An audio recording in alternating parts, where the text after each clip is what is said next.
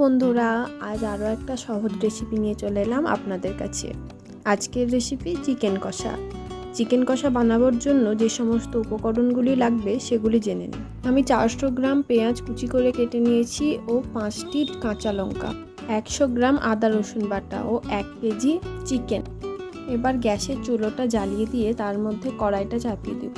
কড়াইটা খুব ভালোভাবে গরম করে তাতে তেল দিয়ে দেব। তেলটা আমি 100 গ্রাম নিয়েছি আর আমি এখানে সরষের তেল ব্যবহার করেছি।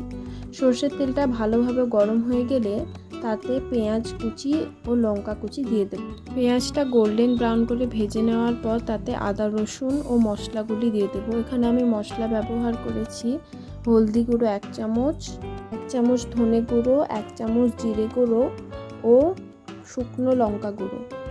শুকনো লঙ্কাটা তেলের উপরে দেবেন, তাহলে রঙটা খুব সুন্দর আসবে।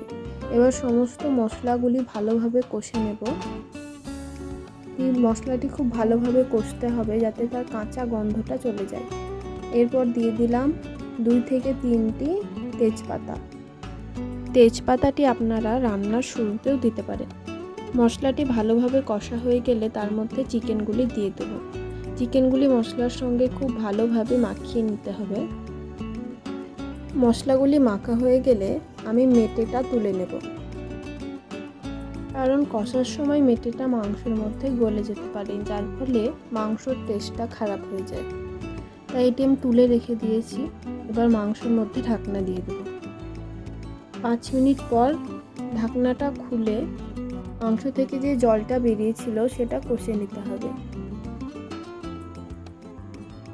খুব ভালোভাবে কষে নিতে হবে, ভাজা ভাজা করে।